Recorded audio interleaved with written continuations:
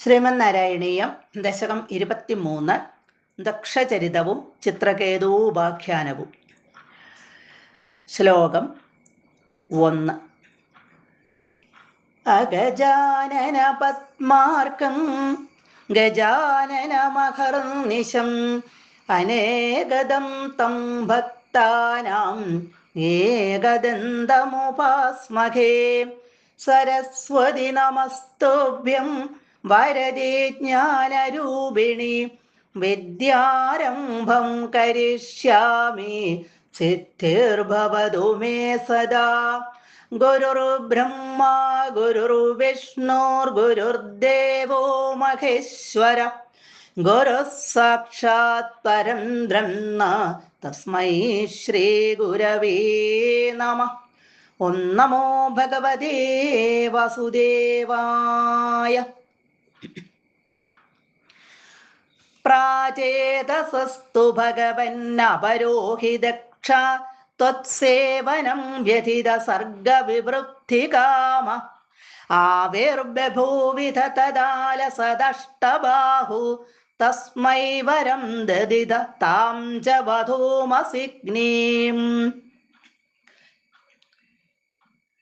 ഇവിടെ ദക്ഷൻ, ചിത്രകേതു, മരുത്തുക്കൾ എന്നിവരുടെ കഥകളാണ് ഈ ദശകത്തിൽ ചുരുക്കി പറയുന്നത്. ആദ്യം ദക്ഷന്റെ കഥ പറയുകയാണ്. ദക്ഷന്റെ തപസ്സും വിവാഹവും വിവരിക്കുകയാണ് ആദ്യത്തെ ശ്ലോകത്തിൽ. ബ്രഹ്മാവിന്റെ പുത്രനായ ഒരു ദക്ഷന്റെ കഥ 16-ാമത്തെ ദശകത്തിൽ പറഞ്ഞിട്ടുണ്ട്. 19-ാമത്തെ ദശകത്തിലെ പ്രജേതസ്സുകളുടെ പുത്രനായി മറ്റൊരു ദക്ഷനെയും പറഞ്ഞിട്ടുണ്ട്. അവരില് രണ്ടാമത് പറഞ്ഞ ദക്ഷൻ പ്രജാസൃഷ്ടി വർദ്ധിപ്പിക്കുവാൻ വേണ്ടി കഠിനമായിട്ട് തപസ്സു ചെയ്ത് ഭഗവാനെ പ്രസാദിപ്പിച്ചു. അതായത് പ്രജേതസ്സുകളുടെ പുത്രനായ ആ ദക്ഷൻ ഭഗവാൻ ശംഖ്, ചക്രം, വാള്, പരിച, വില്ല്, അമ്പ്, പാശം, ഗദ എന്ന ആയുധങ്ങൾ ധരിച്ച 8 കൈകളോടുകൂടി ദക്ഷന്റെ മുന്നിൽ പ്രത്യക്ഷപ്പെട്ടു. ഭഗവാൻ ദക്ഷനെ അനുഗ്രഹിച്ചു. പഞ്ചജനൻ എന്ന പ്രജാപതിയുടെ മകളായ അസിഗ്നിയെ വിവാഹം ചെയ്ത് സൃഷ്ടി വർദ്ധിപ്പിക്കുവാൻ ദക്ഷനെ ഭഗവാൻ അനുഗ്രഹിച്ചു.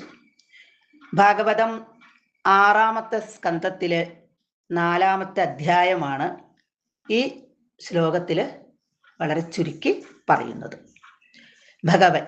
ഭഗവാനേ പ്രജേതസ്സുകളുടെ പുത്രനായ അപരഹി ദക്ഷ തു, മറ്റേ ദക്ഷനാകട്ടെ. പ്രജേതസ്സുകളുടെ പുത്രനായ ദക്ഷനാകട്ടെ. ഇവിടെ സർഗ എന്നുദ്ദേശിക്കുന്നത് സൃഷ്ടിയാണ്.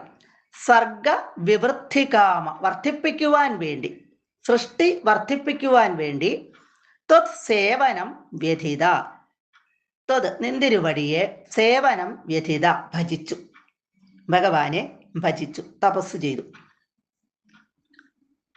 തഥാ അപ്പോൾ ലസത് ശോഭിക്കുന്ന അഷ്ടബാഹു 8 കൈകളോട് കൂടി ആവിർബഭൂവിധ ഭഗവാൻ ദക്ഷന്റെ മുന്നില് ആവിർബഭൂവിധ പ്രത്യക്ഷപ്പെട്ടു. തസ്മൈ ആ ദക്ഷന് വരം താം ആഗ്രഹിച്ച വരവും താം അസിഗ്നിയും വധൂം ച ആ അസിഗ്നി എന്ന ഭാര്യയെയും ദദിത നൽകി. ഭഗവാൻ അനുഗ്രഹിച്ച് ദക്ഷന് വരം കൊടുത്തു. സൃഷ്ടി വർദ്ധിപ്പിക്കുവാൻ വേണ്ടി അസിഗ്നി എന്ന ഭാര്യയെയും അനുഗ്രഹിച്ച് കൊടുത്തു.